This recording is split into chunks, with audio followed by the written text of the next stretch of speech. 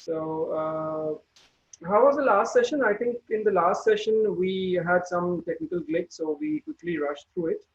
So what I'll do it, I'll spend the first about 5 to 10 minutes quickly going through the last session and discussing what we talked about there. So essentially, we talked about we set the stage for discussion on Gita. We talked about where this is spoken, to whom it's spoken, how do we get it in this form, why is it important, and why you can't get this knowledge through your usual senses. So I'll quickly go through that. So as I was mentioning, it's spoken more than 5,000 years back. It comes in the Bhishma Parva of Mahabharata from chapter 25 to chapter 42, and it's written by, or it's compiled by Ved Vyasa, who also compiled all the Vedas, all the Upanishads, all the Puranas, all the Itihasas. Then we went into the literal translation of Bhagavad Gita, and I said that it literally means the song of God, where Bhaga means opulence, Vad means speak, and Gita means song. And we said that there is a very precise definition of what Bhagavan is, and I explained that you need to have these 6 opulences and not just have, but have them in full. So somebody who's fully beautiful, somebody who has all the strength in the world, somebody who is all famous, somebody who has all the knowledge in the world, and somebody who has all the wealth in the world or in the universe, yet he's not attached to it. So he has also the qualities of renunciation, and that's important. It's like you have everything around you, but nothing matters to you. So only if you have all these 6 qualities, only then you're Bhagavan. And with that, we said that this is the song of Bhagavan. That's the literal translation of Bhagavad Gita, right? So, okay, somebody's asking me to go full screen, but can you guys see it? Because I need those. Okay, let me do one thing. I'll just make it smaller because I need those as a reference to know what's coming next for my own self. Otherwise, it gets difficult. I have not done this online, so it's a bit harder for me to do it this way. So just bear with me. I can go full screen, but then the problem would be that I don't know what's coming next. So let me try that and see if it works. Okay, now I'm going full screen. Can you see full screen? Yes. Okay, so okay, so that's what it says. When we talked about uh, why is it so difficult to understand this, so we talked about 2 things. We said, number 1, if you try to read it on your own, you come up, we all have biases, and I can share a slide on biases later on. So we all come with our preconceived notion, preconceived biases. So if you're coming with that kind of a bias, what happens is that you're reading the scripture in that mode. So when you read it in that mode, you automatically start believing in what you want to believe. That's why you need a guru or somebody who has understood this in the real true sense to explain it to you. Otherwise, it's very difficult. You will essentially you will just take what you want to take from it or what you want to believe in it.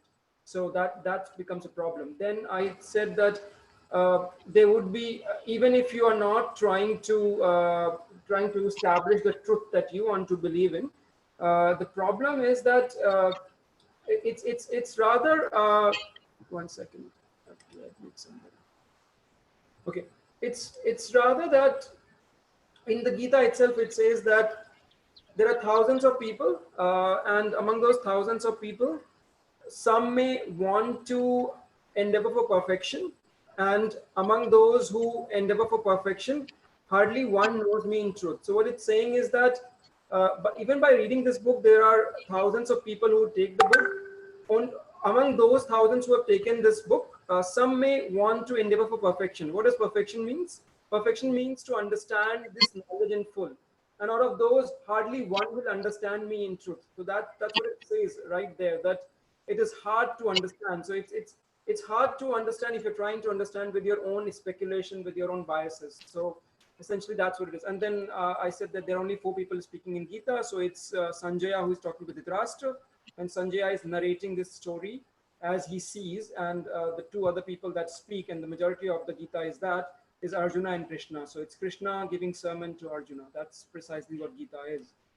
Then we talked about what are the concepts that we'll be covering in Gita. So we said Ishvara and Jiva, which is soul and the super soul. Then there is Prakriti, there is Kala, there is Karma. So Prakriti is all the material world that you see around. So basically the universe. Kala is time. and karma is the activities you do and the consequences of those activities. Now we said that modern science has some idea of prakriti, kala, and karma, but they do not talk about Ishvara and Jiva. So Gita not only covers what modern science covers, but it also goes over and beyond. Then I mentioned that the entire material creation has basically 8 elements. Out of those, you have 5 gross elements and 3 subtle elements. So 5 gross elements are essentially the ones which we have always heard, the Panch Bhutas, right? So the most gross of this is earth, right? Earth is like, okay. So the most gross of this is earth. Earth is the most, when I say gross, it's solid, right? So you can feel the earth. Then comes water, which is liquid, right? Then you have air. Air is something which is not liquid. It's basically in gaseous form. So it's getting more and more subtle if you see. Then after that you have Agni, which is basically fire or energy, and then finally you have ether or void or vacuum, where there is nothing, right? Even where there is nothing, there is something. So that's the idea. So these are the 5 elements, and if you think about it, the entire universe, everything that we know around, from the sun to faraway planets to galaxies to ourselves, we comprise of this 5, right? So our material body, our biological body comprises of these 5, but beyond that there are 3 subtle elements. So what are those? So we all talk about mind and intelligence, and in English we talk about it interchangeably as well: intelligent mind, smart guy, right? But according to Gita classification, these are 2 different things. So there is a mind and there is intelligence. So mind is faculty, like a central processing unit. In computing we have this term CPU, right? So it gets stimuli and it reacts to that. So that's mind. And then what you have beyond mind is intelligence. So intelligence is the processing power, where you actually process the stimuli that you get and you decide whether you should do it or not. And the example I gave is a guy suffering from diabetes. So if there is a guy suffering from diabetes, and if you bring sweets to the guy, the mind will tell that eat sweets, right? Because the mind just responds to stimuli. It doesn't have the processing power. So it will just say eat that sweet. Whereas the intelligence will say, hey, you're diabetic, you don't eat this, because if you eat, you will die. So that's a difference. There is a very subtle difference, but important difference. And lastly, there is something called false ego. False ego, in Sanskrit we call it aham. So aham basically, uh, in some sense, is the concept of I or me. So what aham says is, or false ego says, is that when you start believing that this body is you and nothing more, so that false illusion is called false ego. And beyond this, there is something that is jiva or soul, and that is not part of the material nature. That is what we would call a spiritual in nature, and the properties of the soul is Sat Chit Anand. Sat means it's eternal, Chit means conscious, Ananda means it's happy or in bliss, right? And then there are 3 gunas. You might have heard about this: Rajas, Tamas, and Sattva. So Sattva is goodness, then Rajas is passion, and Tamas is ignorance. So what is Gita talking about actually? So we call Gita as the instruction manual for the universe. It tells you how you are interacting with the universe. So in simple terms, Gita is Jiva. This is the Jiva here. So Gita is a Jiva interacting with Prakriti, which is the material nature around us, in Kala, in time, and through that interaction, it is producing karma, right? So that when you do something, when you do a kriya, you have consequences. That's governed by the laws of karma. So essentially, Gita is telling you how a jiva is interacting with the material world, which is Prakriti around it, in time, and the consequence of that, which is karma. So that's all Gita is talking about. And beyond that, of course, there is Ishvara, who is the supreme controller, or God, or whatever you call it, right? So that's what it is. Then we talked about why is it important to understand this wisdom in a parampara or in succession. And we said that that is because there are 2 ways of getting knowledge: inductive and deductive. So inductive is when you are developing knowledge from bottom up, when you go from basic principles and then you try to build up things. Like you say, okay, the universe is made of atoms, the atoms combine to make molecules, the molecule combines to make other things, and so on and so forth, and then the universe is created. So that's inductive, when you start with basic principles and you build it up. Then there is deductive. So deductive is when you start from as a given, and then you try to drill down. So Gita is in some sense deductive because it is a higher authority, which is Krishna, who is telling you how the universe is and how it operates. So it's something which is deductive, and some of it you can verify using modern science methodology, some of it you can't. So that's why you at one point you have to take it as given, because you see, maybe Gita talks about 100 concepts, let's assume, right? So out of that, if let's say 70 are those that you can verify and it makes logical sense because you can actually test them, verify them, then for example the previous concept where I talked about the whole universe is comprising of those 5 elements, and it makes sense, right? So if that makes sense, then what it talks beyond that, which is about soul and about mind and intelligence and false ego, it's a reasonable chance that also makes sense. Now we cannot verify it or we cannot prove it, but logically if you think about it, it kind of makes sense, right? There is no nonsensical thing that's said there. So deductive process. So in deductive process, you also have something called parampara. So it's basically one guru speaks this to his disciple, that the disciple then speaks to somebody else, and so on and so forth. So that's called the guru parampara. So that's how you get this knowledge, and it's not very different from how we get modern knowledge, right? Let's say if you want to become a top-notch surgeon, can you become a top-notch surgeon just by reading books, just by reading books and maybe even seeing YouTube videos? You won't, right? You need an expert to guide you. So that's the idea here, that Bhagavad Gita is something that you need somebody who has understood to guide you so that you understand it in full, right? And then we talked about this whole philosophy with proving, and we said that there are 3 ways to prove. There is pratyaksh pramad, there is anuman pramad, there is shabd pramad. So pratyaksh means something that you can see, and this is where we say seeing is believing. I don't see God, so I don't want to believe in it. I don't see soul, so I don't want to believe in it. So can you see everything? That's the question, right? You probably can't see everything. For example, Saturn is so far away that with your naked eyes you can't see the rings of Saturn, but they are there. But if you use a telescope, you can see. So I would still put that in the category of seeing. Then there is Anuman Praman, which is estimate. So there are planets that are so far away in other galaxies, other solar systems, that you can't even see them. What you can see is light coming from that sun of that solar system. And sometimes the light goes down, and it goes down at a particular frequency, let's say every 1,000 years. So when you see that the light is going down every 1,000 years, so you can reasonably assume that maybe the light goes down because there is an eclipse, there is a planet that transits. So when the planet comes in front of this big sun, so the light slowly goes down. But can you see the planet? No. You're just deducing that the light is going down. That's why there may be a planet. And then there is Shabd Pramar. Shabd Pramar is like things like axiom. Like I use the example that in Euclidean geometry, we say that a line can always pass through 2 points. Now, if I ask you to prove this, you won't be able to prove it because it's believed to be an axiom. It's something which is true in itself. So you can't prove it, but the beauty in mathematics is that just because you can't find a counterexample, that is not a proof. So in mathematics, not being able to find a counterexample is not a proof. So what I'm trying to say here is that Euclidean geometry, where you say that a line can pass through 2 points, is a well-established fact. It's a well-established truth, and this is something you cannot prove, but we can't find a counterexample either, right? So that's the concept of Shabda Pramana, and we say that Gita in some sense is Shabda Pramana, where Krishna is speaking Shabda. Shabda means words to Arjuna, and you kind of have to believe it as given, take it as given. I'm not saying take it as given in an illogical way. Use your own intelligence. When you are convinced that yeah, it kind of makes sense, then you believe in it. For example, as I said, when I say that a straight line can always pass through 2 points, so you can test it out. You can try to give me a counter example, and only when you feel that okay, I am not able to give a counter example, only then you have to believe. Don't believe anything as given. That's not the point. The point is being about being convinced.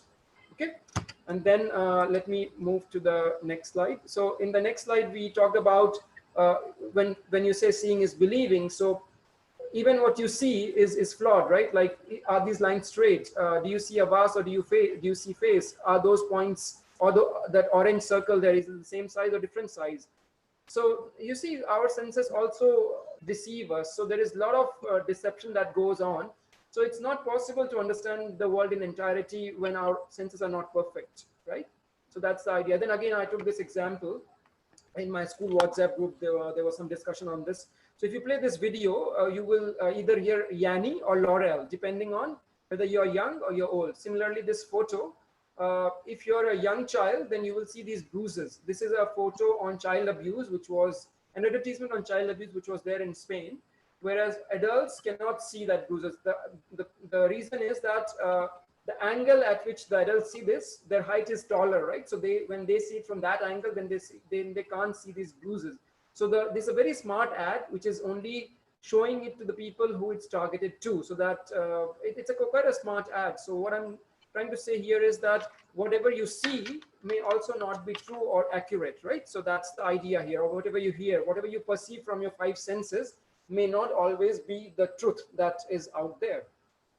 Then we talked about our senses being imperfect. That's what we covered in the previous slide. Then we said that we have a tendency to be illusioned, we have a tendency to commit mistakes, and we have a tendency to cheat. Now, cheat over here is not just deliberate cheating, but also believing in what I call convenient truth, right? So we try to always we have biases. So we always try to look for things which confirm our biases, right? And then they have an example here where a microwave signal coming from an observatory in Australia was baffling the astronomers, and they believed that the aliens are talking to them. And after 17 years, they discovered that those radiations were actually coming from the microwave of the astronomies of the lab. So you see, we have tendencies to believe in the truth we want to, right? So PhDs and smart scientists have written papers on this for 17 years saying that, oh, aliens are talking to us, whereas it's as simple as microwave radiation coming from the back of your own kitchen, right? So that's the idea, that we have tendency to be illusioned, we have tendency to cheat ourselves, we have tendency to believe in the truth that we want to believe in, right? Then again, what is truth, right? So truth is relative, right? So these are the 10 wise men and 10 blind men who went to see the elephant. So one says it looks like a fan, the other says it looks like a wall, the third says it looks like a rope, or it feels like a rope. So none of them is wrong, but none of them is right too. And the example where what I gave in this circumstances is the idea of gravity, right? So before Newton came with the concept of gravity, people said there are was the Newton's formula of gravitation, right? G times small m times small multiplied by small m divided by r square, right? So that's the easier way to understand. Explain the path of Mercury around Sun, because Mercury is so close to Sun that that Newtonian physics breaks down. You actually need Einstein's relativity to explain that. So Einstein came up with his theory. Even Einstein's theory cannot explain to you what happens in black hole, because it breaks down there. It breaks down at singularity. So all these are relative truth, right? They're not absolute truth. And we say that Gita is absolute truth. Everything said in Gita was true 5,000 years back, will be true now, and will be true 5,000 years later. Whereas in science, we're always improving. We're always finding new truths. So that's the difference between so-called scriptural knowledge and scientific knowledge. So if you were to draw parallels, and then I draw this picture and I explain that even if you try to understand the entire universe, you cannot, because the galaxies are moving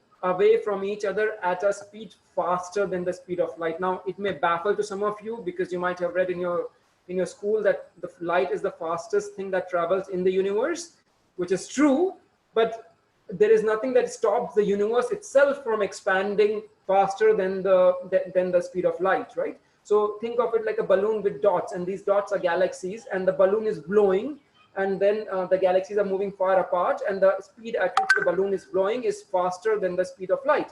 So we know that nothing travels in the universe faster than the speed of light. So any information from those faraway galaxies will never reach us. So what I'm trying to say here is that beyond the 46 billion light years of this radius, you can't even see.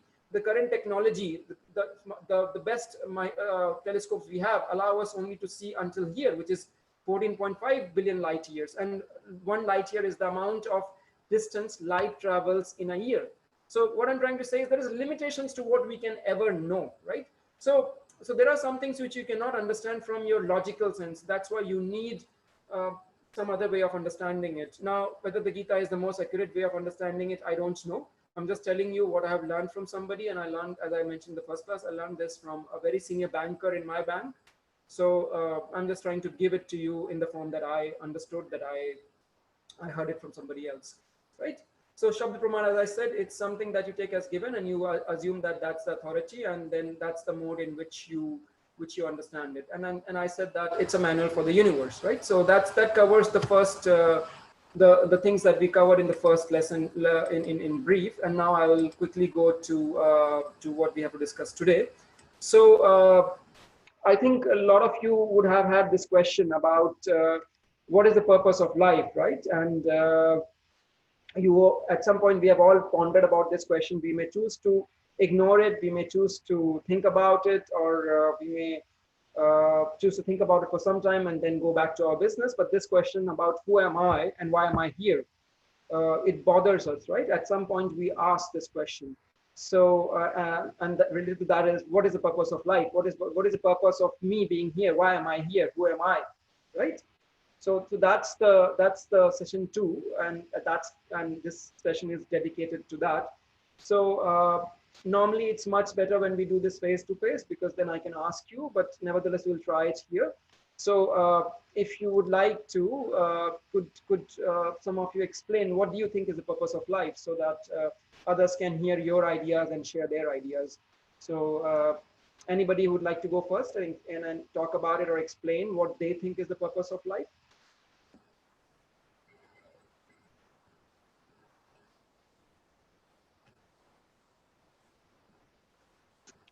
Hi Rahul, Neha here. Yeah.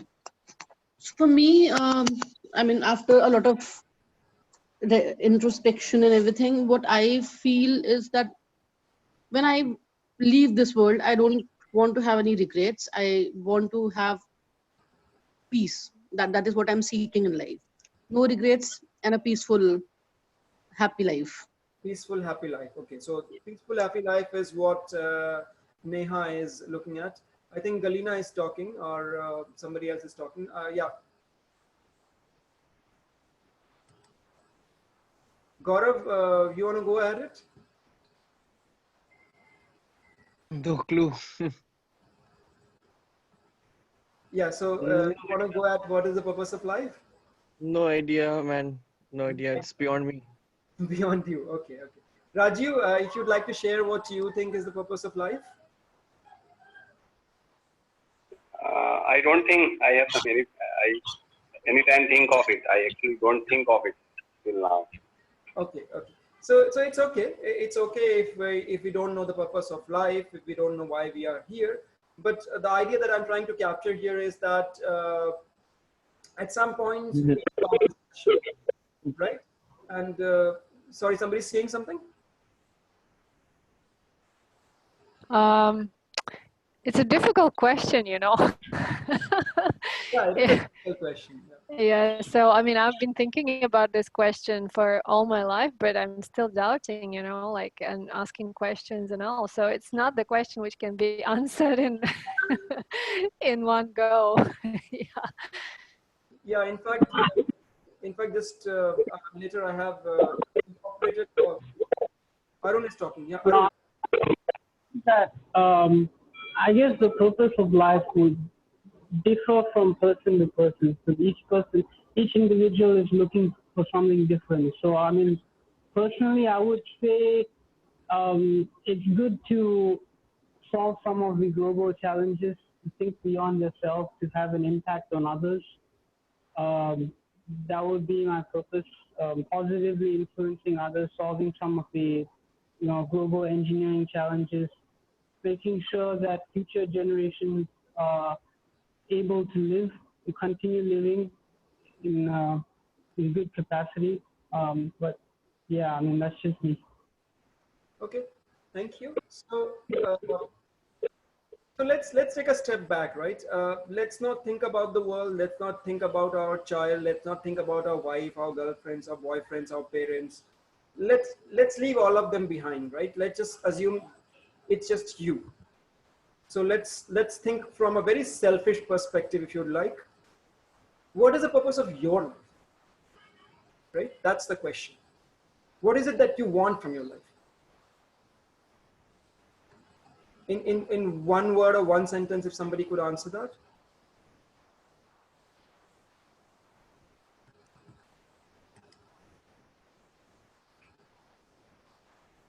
Neha, do you want to answer in one word or one sentence? What is it? I already answered it, Rahul. Happiness. Happiness. That is the only thing I'm seeking in life. Only for myself, without any other outward interference. Okay, happiness. Okay. Anybody else wants to give it from a very selfish point of view? If you were to answer this question, yes, we all want world peace. And We let want, me qualify, it's not solely happiness, it's actually peace, because I think peace is derived out of happiness and whatever. So correct, peace is the one thing that I'm looking for. correct, and we'll come to it in a minute. Anybody else wants to give it a thought and come to what the purpose of life is? What the purpose of your life is? Like I think I come to this from the opposite direction. You know, like experience shows us that no matter how, I mean, being selfish, right? No matter how much how hard we try, like we try to do everything right, but still we can't be happy all the time. And it depends, because things don't depend only on us, right, in life. So it's like, I would put it from the other direction, like it would be good if I could stop my sufferings, right? So that if I could eliminate and make those moments where I suffer, bring them to the minimum, then automatically my moments when I'm happy will be brought down to the maximum, right? So like two different sides of the same coin. Mm-hmm. So your purpose of life is to diminish misery so that you are happier, correct? Yes, yes. Okay. So that's your, so both Neha and Galina kind of hinting at happiness, peace, those kind of things. Anybody has a different answer to the purpose of life? I mean, suffering is like, I think my point of view is that, you just don't have to be fake, whoever you are. You just have to be yourself. Like, you don't have to chase anything. You just have to have the courage to accept yourself. So I think perhaps purpose of life is just to have the courage to accept yourself, and everything else falls into place. So let's say you got fired from a job, and then you sort of find a reason that there's a reason for that. Then you accept it, you move on. A relationship didn't work out, or you sort of won a Nobel Prize. you know then you have responsibility to tell other people, how can they become. So the innate nature of just being yourself and truly accepting it is perhaps the most important aspect of life. Yep, yep. So that's a very beautiful thought. And And Rahul, hi, Tarang here. Tarang, yeah, what's the purpose of life, Tarang? That's the question here. Rahul, hi, Tarang here. Purpose of life is to like be happy, number one, and keep others happy, help others so that you can bring at least happiness, on others' face, because a lot of people are unhappy these days, number one. And secondly, the purpose of life can be to be at peace, okay? That is more important because normally the people are surrounded by the different worries and tensions. Mm-hmm. Okay, so purpose should be like you should be calm and be happy so that you can make others happy. That is what according to me. Mm-hmm. I mean, it's funny from my perspective. Happiness is an overrated idea. Mm-hmm. Suffering, let's say you broke up with somebody. There's this saying which says pain demands attention. Mm-hmm. Now you're running away from that, and so I think happiness itself is a fairly misunderstood concept. Mm-hmm. It is okay to, like, the state of just being in the moment, and it's people say that, hey, it's you have to be a higher person to be that. No, it's not. Like, suppose you just gave birth and you have so much pain in your body, and then all of a sudden the attention goes away from the woman who gave birth to the child, but her needs doesn't go away, right? Mm-hmm. I know people who've given birth and all of a sudden they are like second class citizens. Now all the attention is going to the baby. What happened to them? All of a sudden, the husband or the family doesn't really care about them. What about their pain? So I think the innate nature is perhaps the biggest idea, is to just truly accept, yourself in whatever form or shape it is, and everything else is taken care of. I think Gaurav, you can take the class from here on because you have truly understood the essence of life and what it is, and that's why I always say that there is no path to happiness. Happiness is the path. But let me come back to the slide. So uh, it's kind of very heartening to know that all of you are pointing in similar direction. All of you are pointing towards happiness or peace or things of that nature as being the purpose of life, which is exactly what it is. And there is a reason why we are looking for that happiness. Yes, you're right, Gaurav, that happiness is overrated, but there is a reason why there is a tinkering for that. There is a reason why we are lingering on to that concept, and why we seek that, and I will cover that in subsequent slides. So the idea that, but if you ask different people the purpose of life, and maybe this class is quite evolved, so you have given very responsible, very sensible, and very thought-provoking ideas of what the purpose of life is. But I'm sure if you do this survey among 1,000 people, you will get different answers. You will say YOLO, you live once only, purpose of life is to drink, the purpose of life is to Yeah. you know, you'll get all sorts of answers. The purpose of life is to enjoy all the different foods that there are in the world, and that's what they were probably doing in China. So Yeah. you know, there When are your belly is full, yeah, if your belly is full, then it means a totally different thing. If your belly is not full, then it means a whole different thing for somebody else. true. So you will have a lot of answers. So yes, so what I believe, and what has been written is that yes, the purpose of life is actually, no matter what you do, you are actually trying to be happy in some sense. And I can, in a live class, I do this all the time. I will ask somebody, why are you wearing this shirt? And they would say that, oh, because I am feeling cold. So what? Then they will say, because when I wear this shirt, then I don't shiver. Then what does it do? So it makes me feel comfortable, and so on and so forth. So you keep on asking the why. So you can start with anything. You can start with, why are you eating this food? You can ask with, why are you in this job? People will say, I'm in this job because it gives me money. Then you ask them, so what does it do? So they will say, with money I can buy things. So what does it do? With things I can my life is more comfortable. Then so what does it do? I can afford better things for my kids. I can afford better things for my husband or girlfriend or boyfriend, and so on and so forth. But ultimately, if you keep asking why, ultimately, this is called laddering technique in MBA. The ultimate answer they will say is, because it makes me happy.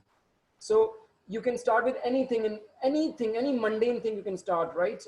And you will ultimately see that people will ultimately say that, because it makes me happy. So now I'm trying to, in this slide, show you different life forms.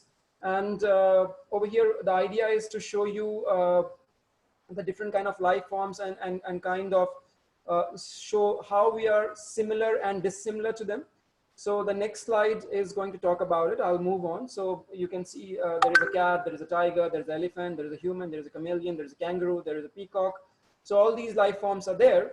And we are first trying to establish what is common between us and them, and then we will establish what is not common between us and them, right? So let me move on to the next slide. So, okay.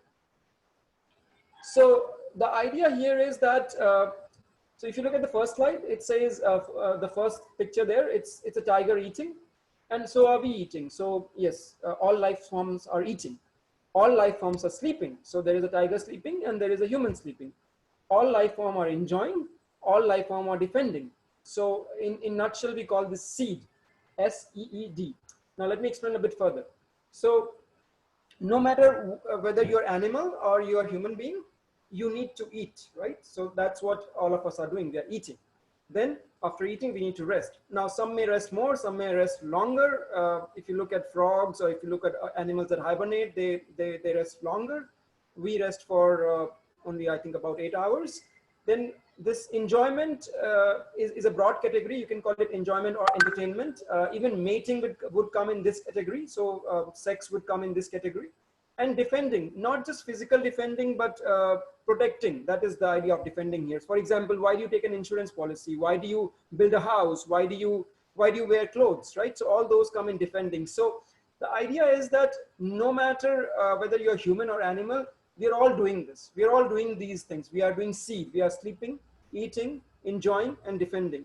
And in fact, all of these activities, animals can do better than us. For example, eating. Can you eat as much as an elephant does, or as much as a whale does? No. Can you sleep as much as a bear can? No, right?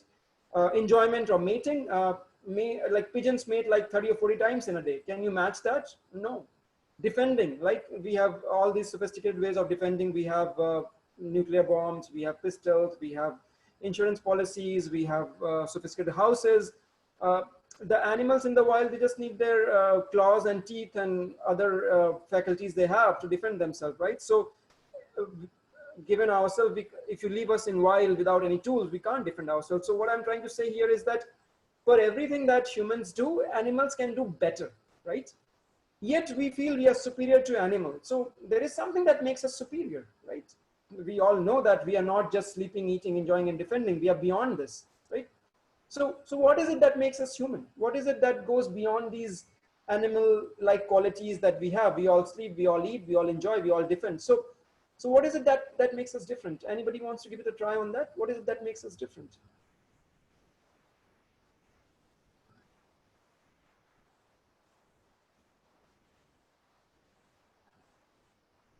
Somebody wants to try? What makes us different? Shall I try? Yeah, sure. Go ahead. So intelligence of means what is good, what is bad, and I think ultimately your mind and intelligence is the reason why we are different from others. Yes, that is true. So we have intelligence, and that intelligence is what makes us different from all these animals. Now you can, yeah, and Arun, right, we want to evolve and grow. That is also true. And the next slide I will explain.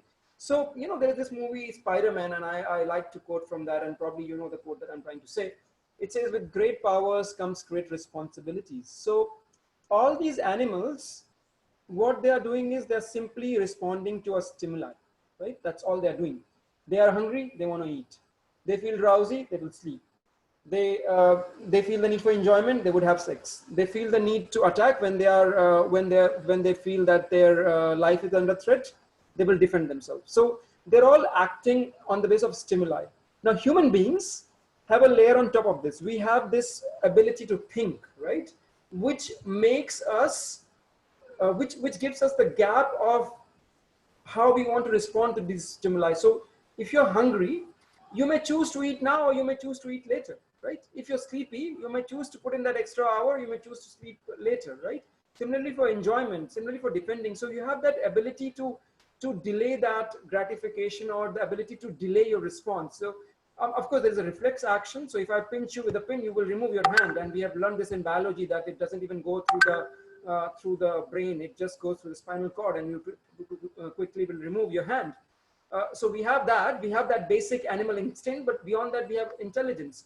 Now but then what to do with that intelligence if the only purpose of using that intelligence is to create more fancy Michelin star restaurants so that we can eat better, or to create hammocks like that, or a very comfortable mattress so that we can sleep better, or if the purpose of that intelligence is to invent I don't know how many mudras are there in Kama Sutra so that we can have better sex, or if the purpose of that intelligence is only to come up with more instrument of protecting ourselves, then we are just animals. We're just doing what animals are doing. So there must be a higher purpose of that intelligence, right? It's not just to do these activities which I call seed better than what animals can do, right? There is more to that intelligence than just doing these 4 activities. So what are those 4 things? So that's the topic of the next slide.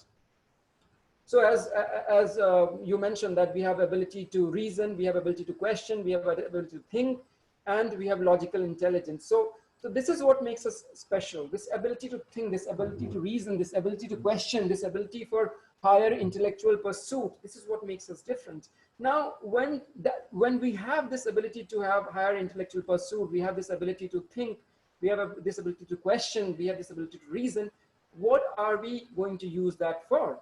And that's there is this shloka in Hitopanishad, and it says that both animals and humans share activities of eating, sleeping, mating, and defending. So I'm not creating whatever I said in the previous slide. This is written in our Vedic scripture. So it says both animals and humans have these activities in common, which are eating, sleeping, mating, and defending. But the special property of human is that they are able to engage in spiritual life. And we'll come to this, what spiritual life means.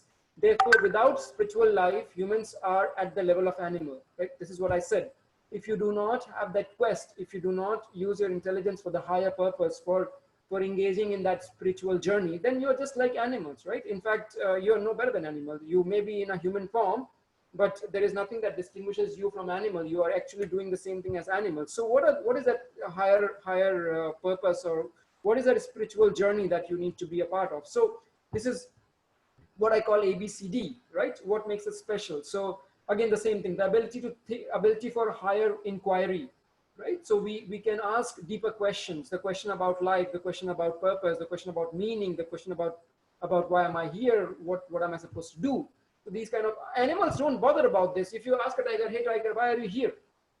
Or if you ask a dog, why are you here? They don't think about these things. Maybe they do, I don't know. But as per the scriptures, they don't, right? So they just respond to stimuli. They're here, they respond to stimuli, and they move on. If you hit a tiger, it'll attack you back. And you probably have seen those videos where somebody falls in the cage of tiger and what the tiger does to them, right? So they just respond to stimuli. They don't have this delayed response. Like if I were to slap one of you, you may choose to react immediately, or you may choose to delay that reaction, right? So we always have this ability to think, ability to have higher inquiry, and our actions are kind of governed by that. Then this idea of bliss, which is happiness, but it goes beyond.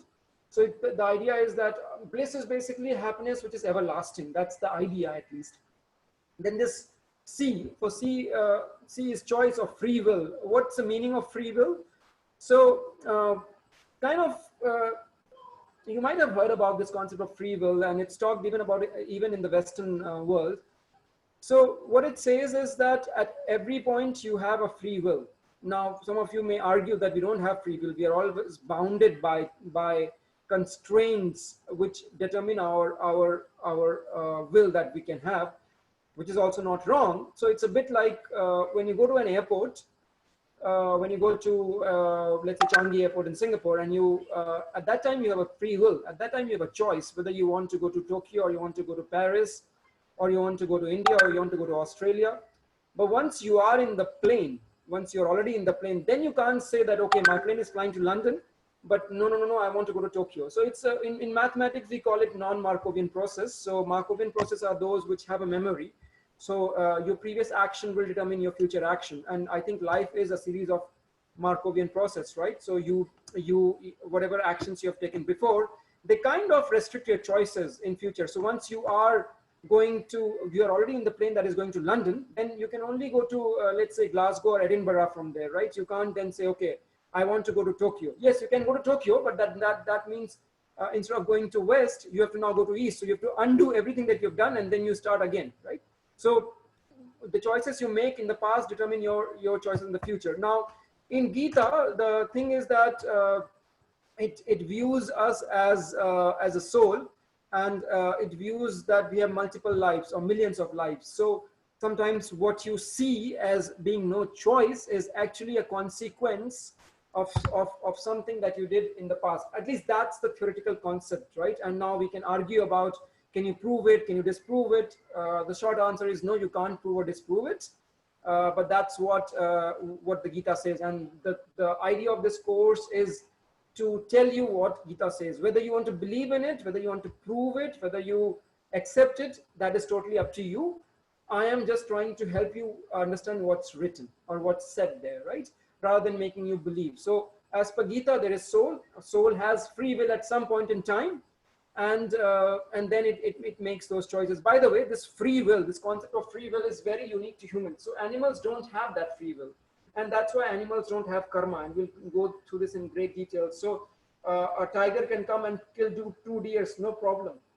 Nothing wrong in that. That's just responding to their stimuli. Whereas when you go and kill 2 deers, you will have consequences. And we know from our scriptures, and that a lot of time, there are rishis which are, they normally live in jungles. And then there is a king who always, you know this, right? In a lot of stories in our scripture, that is what happens. The king is gone there for hunting, and accidentally he assumes that this is a deer.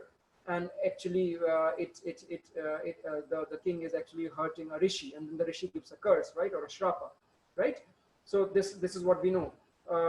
This happens all the time. So in our scriptures, so we have consequences for our actions. That's what it means. So we have free will, but then every free will have consequences, right? So You have free will to choose what you want to do, but with each choices will come consequences or will come constraints. Then you have determination. Determination is basically iksha. Iksha is willpower, right? You have determination to do something, right? So that's what it is saying in this slide. And Galina spoke about this question about what the purpose of life is, and she has been pondering about that. So I thought her video is kind of interesting.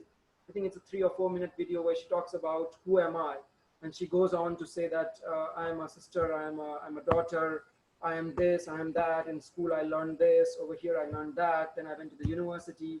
But who am I? So there is a very beautiful video that I thought is relevant to the topic we are doing. So I've put the link here. You can go to that in your own free time. Then again, as I said, the animals react on instinct. So you slap them, they will slap you back immediately. They do not have that delayed response.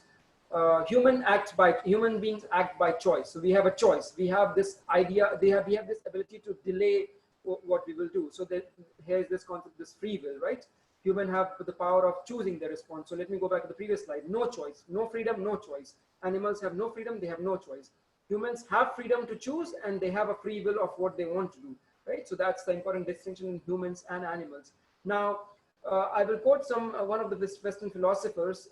His name is Viktor Frankl. In fact, when I teach this course in this course called Cash, Career, Salary and Happiness, this is his book is one of the reference materials that we use. So it says that between stimulus and response, there is a space. Between stimulus and response, there is a space. What it means is there is always a gap between the stimulus and the response that you make.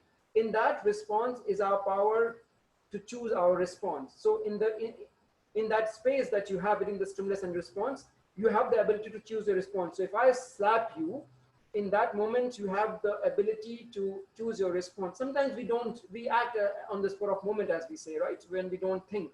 But you always have that gap. In that gap lies your freedom and your growth.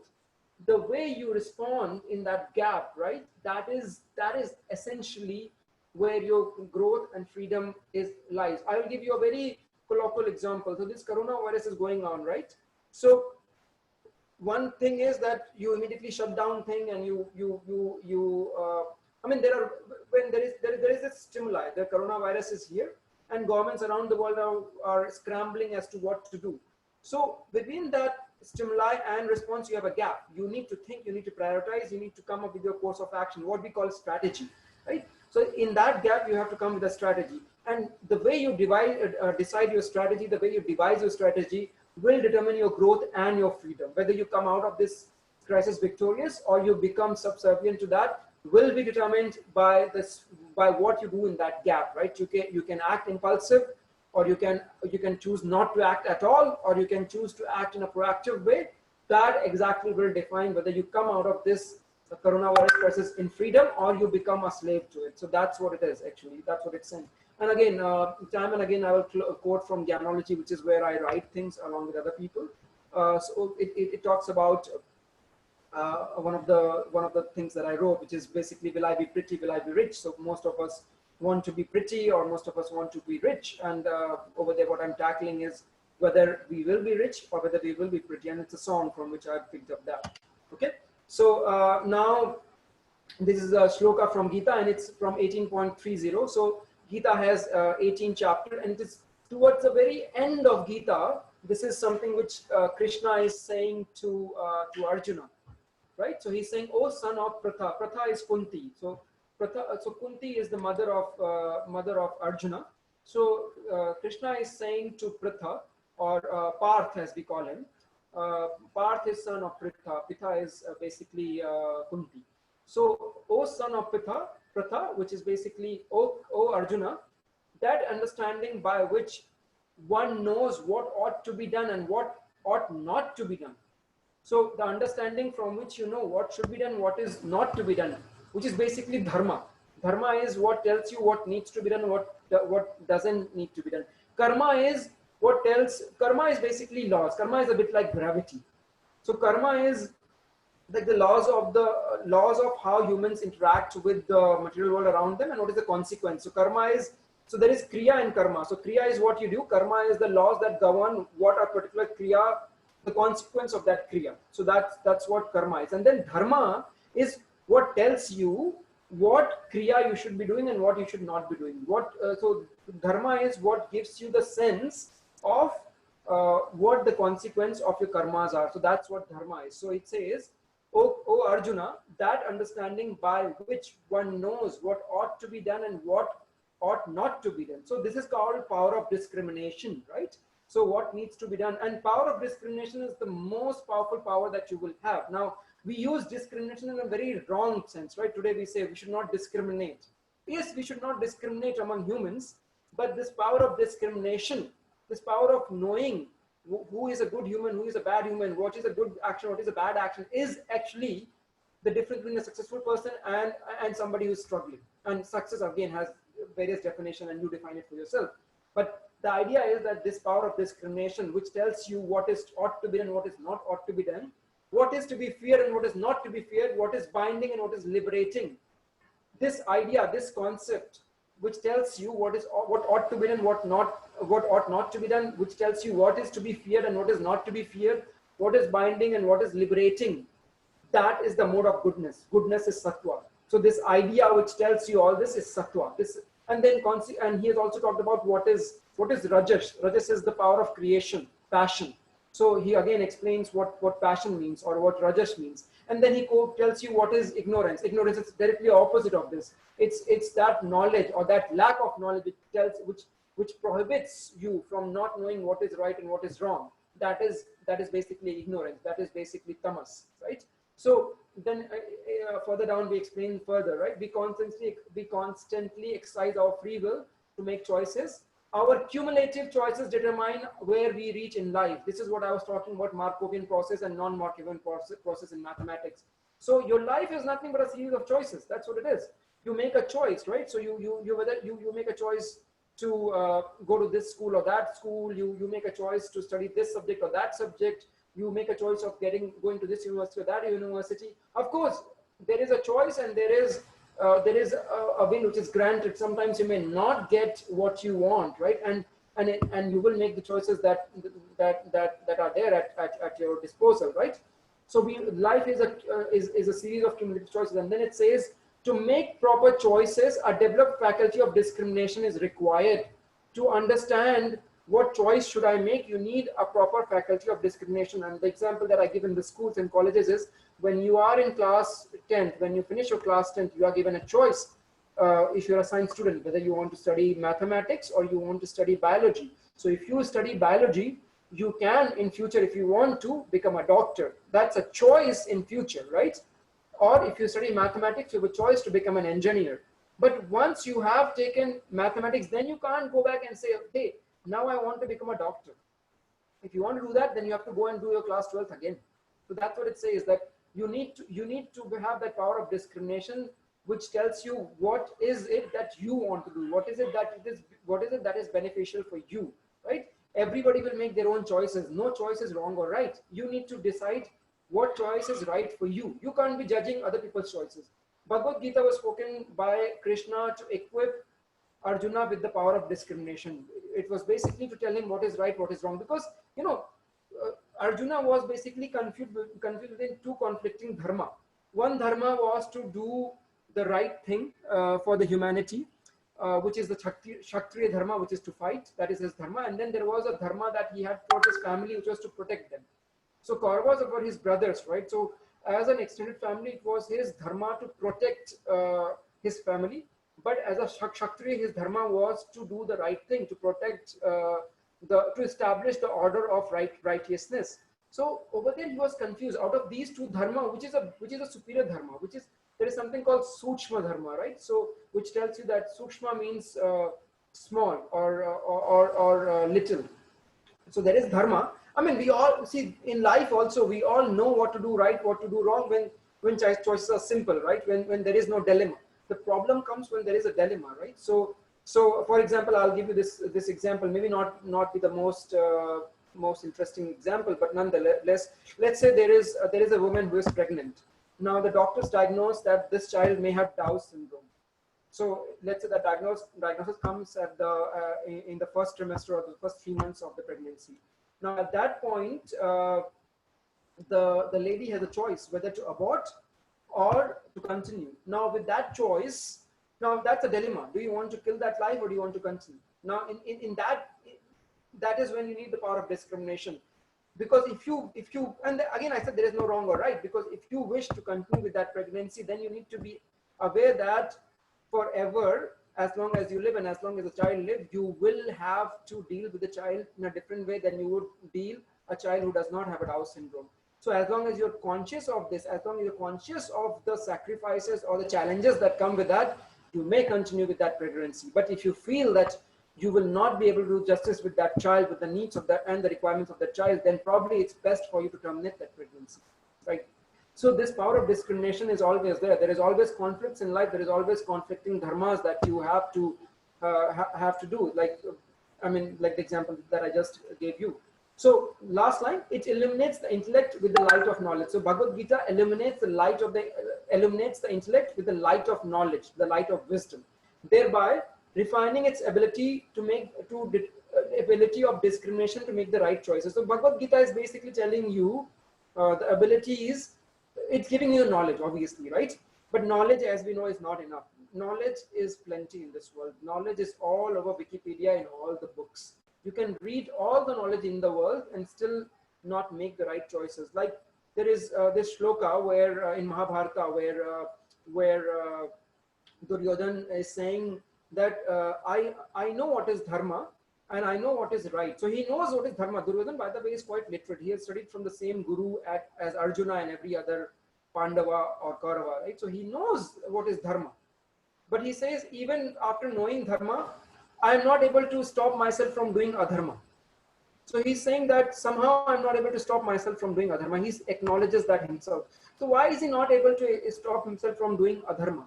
So there is this concept of being bounded, like you feel that I'm compelled. Now you are compelled because you're always acting in this mode of goodness, passion, or ignorance. So there is a photo where it shows human being as puppets, and these different threads are being drawn by these three ladies. One is goodness, one is passion, the other is ignorance. So why is it that this Duryodhan is not able to refrain from doing the wrong? It's because it's the same thing like we do, right? You go and steal one cigarette. First time you feel, or you go and steal something from a shop. The first time you steal, you feel very nervous. You are something within you tells you don't do it. But when you do over and over again, that stops within you dies, and this is what we call kuta in the Gita. Kuta is basically there are two dogs inside you. One is a good dog, one is a bad dog. So depending on which dog you feed, that dog will become more predominant and will start barking so much that the other dog you cannot hear. So if you are all the time trying to feed the dog which is doing the wrong thing, that then the dog will become bigger and more powerful. So Duryodhan was not able to do it because the first time he did wrong, probably he knew he was doing wrong, but over and beyond, over time, when you keep doing this again and again, you actually lose this power of discrimination, and then you feel compelled to do the wrong thing. Why is it that people who do gamble, they feel that they know gambling is wrong, they know that they can lose their money, but they feel compelled to do it? Why is it people who are alcoholic, they feel compelled? First time they drink alcohol, they know this is wrong, right? Then there comes a point where they feel they're not in control. So you basically, Gita tells you how not to reach that point when you're not in control. And conversely, when you're doing good, there is something that tells you to keep doing good. Even in wrong circumstances, even when somebody has done wrong to you, you will keep doing good. Something what Gandhi said, somebody slaps you on one face, present the other face to them. And at some point, their consciousness, the person who's slapping you, will awaken, right? That's the idea. And that is not a wrong concept, right? So it's like, even though people are doing wrong to you, you're feeling compelled to do the right thing. So that's the idea. And that's basically the sum of this slide. And then let me move on to the next slide. So in the next slide, we are talking about, this is one of the very last verses of Bhagavad Gita. It says, thus I have explained you the knowledge which is still confidential. So it says that I have given you the most confidential knowledge. Now people will say, why is it confidential? Because Gita is available for everybody. It's confidential because as I said in the previous slides, that not everybody will try to read Gita. How many people you know who are reading Gita or trying to understand this? Not many, right? I mean, I gave this invitation to so many people. Only few of you have tried to join. Others are not bothered, or maybe they have other things that are more pressing. So even when you try to read Gita, you not everybody will try to understand, and even those who try to understand, not everybody will understand, right? So that's why it says it's confidential, because you will not understand it if you don't understand the ethos in which it's been written, right? So it says, thus that I have explained to you the knowledge which is the most confidential, deliberate on this fully, try to understand on this fully, and then do as you please. This is the beauty of Gita, right? It gives you all the knowledge, it gives you all the tools. It's like, you know, in MBA, we are taught Michael Porter's 5 forces, we are taught 5P, 5C in marketing. And then after you're given all the tools, the teacher is teaching, the university is teaching you, everybody the same thing. It gives you the same tools. After that, it leads to the individual. Now that I've given you this tool in strategy, in marketing, in finance, in HR, do what you want to do. Nobody in your university will tell you, okay, now I've given you this is the right thing to do. No, that's not the way. So Gita doesn't tell you, it's not dogmatic in that sense that it doesn't have 10 commandments that you should do this, you should not do that. It doesn't tell you like that, and none of our scriptures are like that. It just tells you that if you do this, this is going to happen. There is consequences. If you do that, then that is going to happen. So it gives you that knowledge, but this power of discrimination, that free will is still up to you. It is within you, and you decide what you want to do. So that last line which says, do as you wish, right? So it says, yatha ichha tathachu karu. Ichha, jaise tumhari ichha ho waisa karo. I'm not going to tell you what you want to do, right? So that's what it says in Bhagavad Gita 18.63. Now, I talked about this, that we have power of this determination. So we have this ABC, we talked about that. And so we are similar to animals in the sense that we all do that seed, sleeping, eating, mating, depending. Then we are different because we have this ability to inquire, this ability to the freedom of choice, the faculty of determination, and this search for eternal bliss, right? So that's what it is. So then again, we are talking about that we are no worse than animals. So we just in pictographic format, we're just saying that we are no worse than animals. We just, so it says that if you have not even started asking this question about the purpose of life, then actually you're no different than animal. It's basically, it says that you're simply well-dressed, sophisticated, polished, two-legged animal. That's what it says actually in the scriptures, that if you have not yet started asking the question of what is the purpose of life, then you are actually no better than animal, and you are actually just well-dressed, more sophisticated, polished, two-legged animal. Okay, so that's what it shows. And then it says actually you're worse because you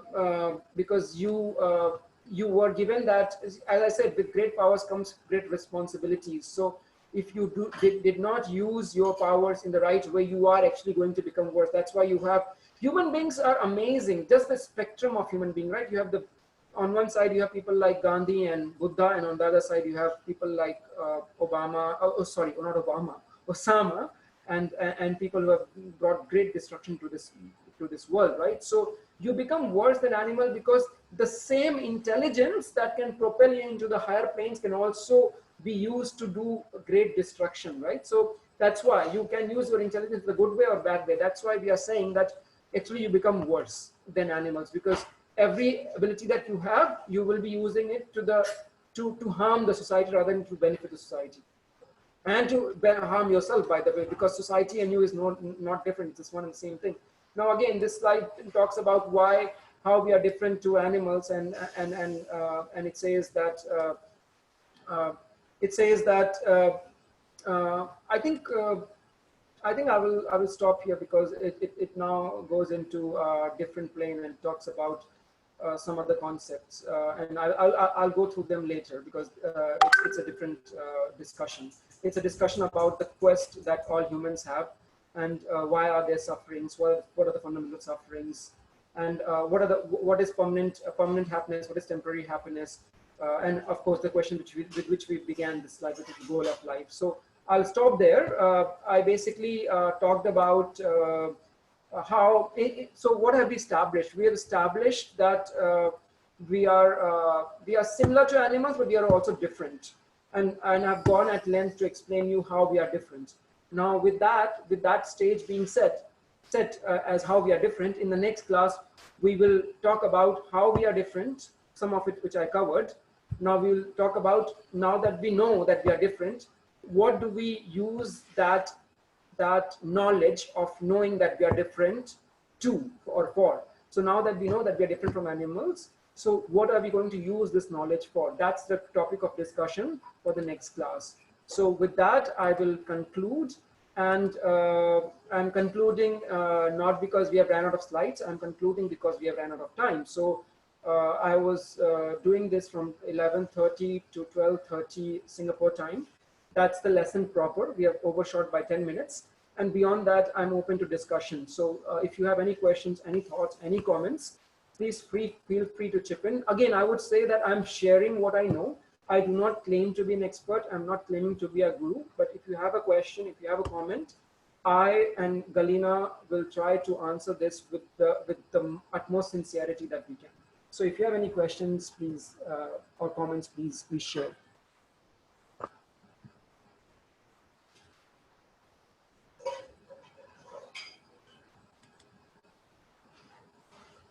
Anybody has any questions or any comments?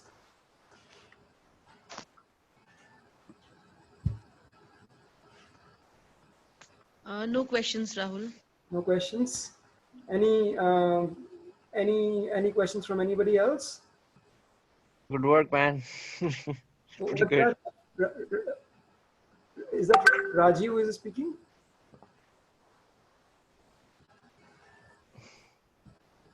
Any takeaways? Anything? I mean, if there was, I don't know. For me, what was shocking is that we all know the laws of karma, right? We say that there is karma, and depending on you do, say, you will have. Rahul, your voice is breaking a lot. I can't understand. My voice is breaking. Okay, I'll stop my video. Maybe that will increase because I think there is a resource problem on my computer. Is it better? Yes, yes. Okay, so I'll stop my video so that my voice is better. Okay, so when I did this for the first time, at least for me, the revelation was, and it was shocking to me. So that animals don't have karma. So animals don't have consequences of their action. So until then, I believe that it happens because there is not much difference between animals and humans, and we should all be governed by the same laws of karma. But then I was told that then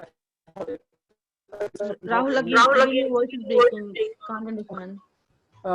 So as I was saying, is it better? Yes, it's improved now. Okay.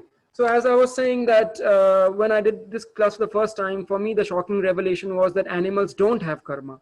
So only humans have karma. Only humans are bounded by the laws of karma. And the reason I was kind of disturbing thought, because at that point I always believed that both animals and humans should have karma. And then when I thought about it, I thought it kind of makes sense. And the example again that I'll give you is that Spider-Man movie, right? Where it says with great power comes great responsibilities. So you cannot start punishing somebody. But I have a question and an observation here. If you read the stories, there are incidents when the demon is in the form of animal and he is being punished because of his karmas. Then so if animals don't have karmas, then why is the animal like you had this Kaliya Nag in Krishna's avatar? That's a very beautiful question. So okay. I think Galina wants to answer that. No, Rahul, I just wanted to, yeah, you can go ahead then later for the demons and all, but I just wanted to chip in a little bit just to add, it's not that animals do not have karma. Everybody here in whatever life form, everybody has got the luggage and baggage of some previous karma. And there are 3 different manifestations of karma, and I don't want to go too much in front and then start talking about this now, because there is a whole big section in Gita about karma and all that explained. So later we'll talk about that. But what actually happens is it's not that animals don't have karma. They do have karma, and they are animals in whatever form they are because of their previous karma. So they get that body, like for example, somebody is a tiger, certain activities they have done by which it was much more convenient for them to become a tiger. Somebody becomes an elephant. Certain activities they have done by which it is much more convenient for them to be in this shape of body. But animals do not earn new karma. So they will work off whatever they have to do now, and then they will go into the next form. Okay. They do not earn karma just simply because they work on instincts, and they do not exercise the choice. We only earn new karma, whether it's good or bad, in a human form, because whatever action is done, like whatever happens, like Rahul said earlier, there is a fraction of a second where we can react, and it's up to us whether we react positively or we react negatively. I mean, it's a very grossly put way of explanation, but let's assume that it's much more complicated than that, because we are all entangled and we have different choices and we have different influences by different humans, by different factors of life. But let's say, okay, something happened, our reaction is positive, we earned good karma. Something happened, our reaction is negative, we earn bad karma. So it's only in the human form that we earn the new baggage of karma. Animals don't do that. So they work off whatever karma they had for that particular body. They go ahead. Humans, yeah, there are different mechanisms. It happens differently with humans. For example, if somebody commits suicide, there are consequences to that. It's some sort of karma earned. But animals don't do that because they have no such choice. So yeah, that's what I wanted to say.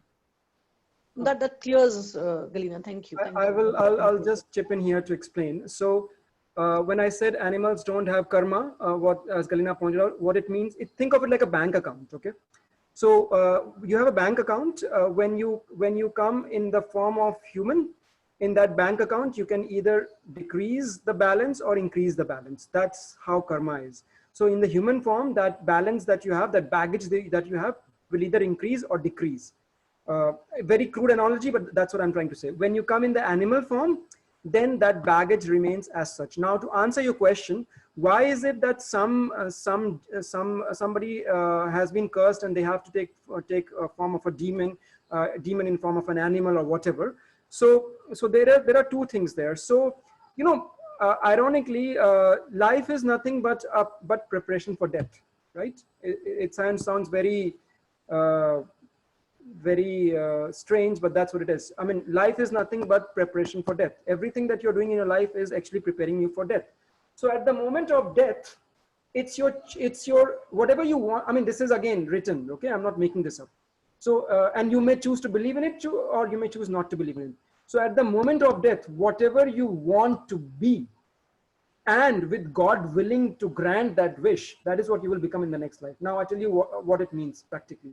There are some humans who like to sleep, and there are some humans who like to be very active. So if you want to sleep, probably this human body is not the right body for you. Probably you're better off being a bear. So if your iksha, if your determination, if your desire at the time of your death, by the way, your desire at the time of death will be very similar to the actions or whatever you have done throughout your life. That's why they keep telling you to do good things, because then your desire at the time of death is also good, right? So if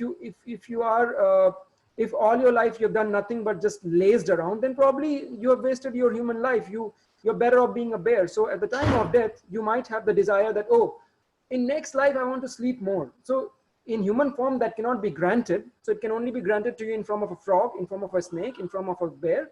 So that's what you will become in the next life, right?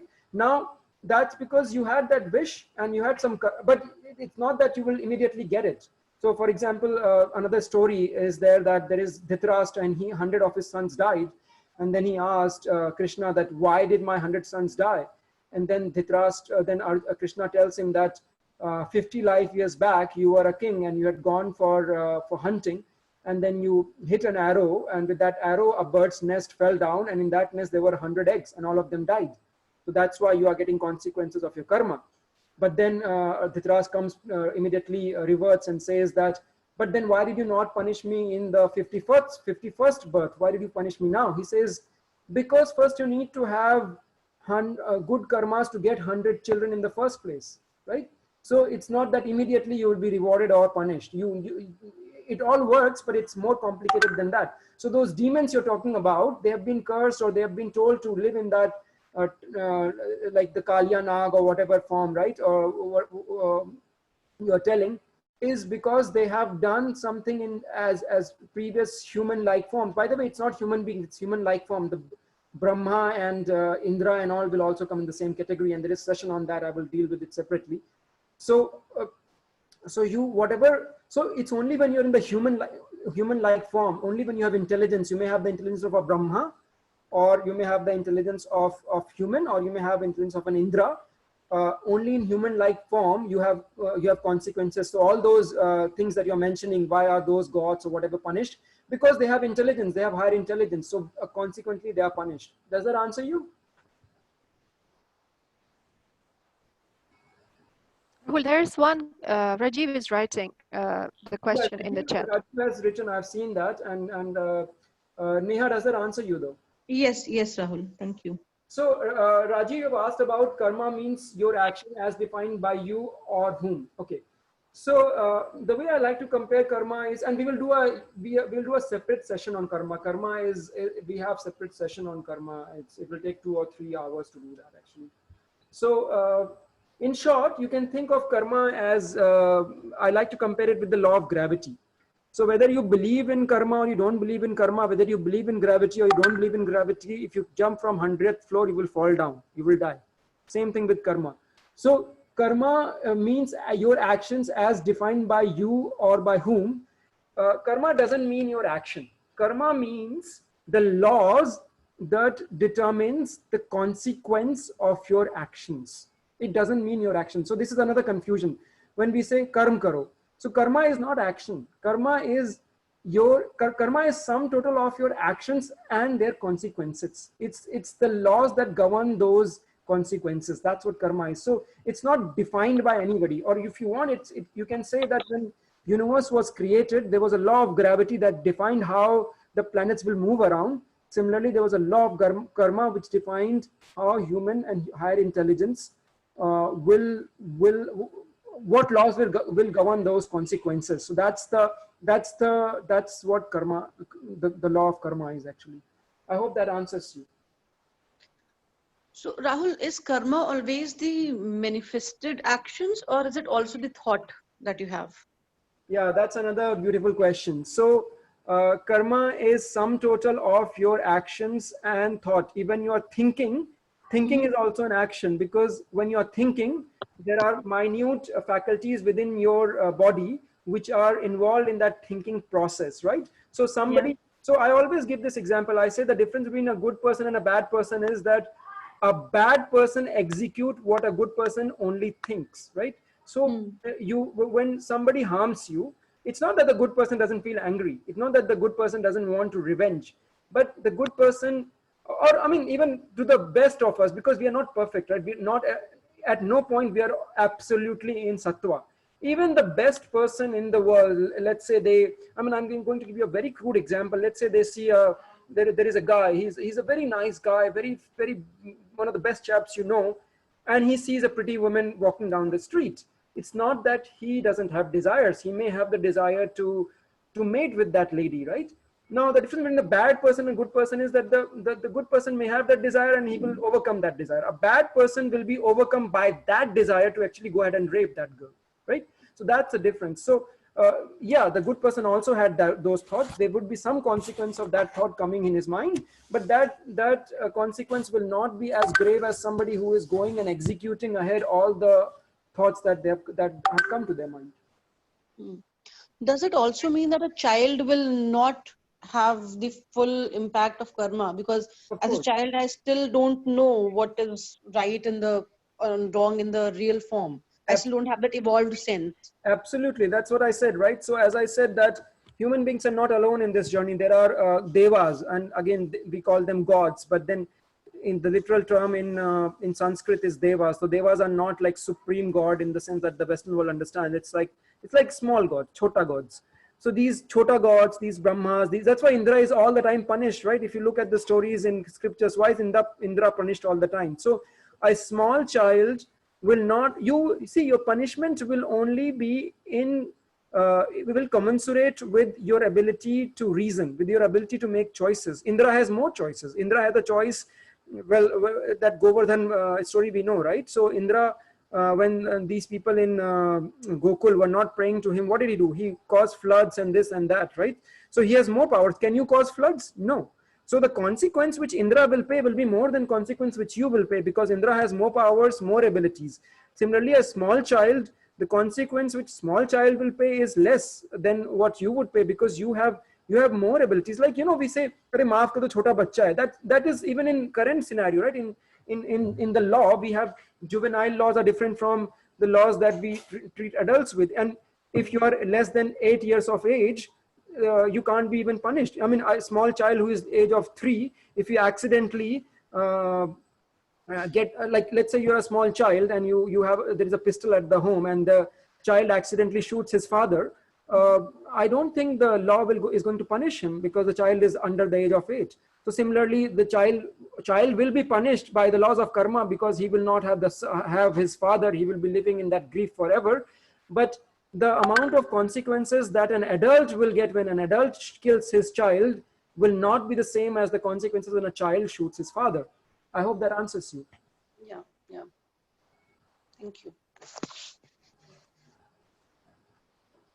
So we are almost at 1 p.m. in Singapore. So shall we close this session now? Okay. Thank you so much, everybody, for joining. And please send me your questions if you have. I'm always happy to have these discussions.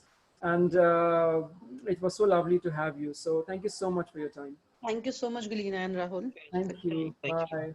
Bye.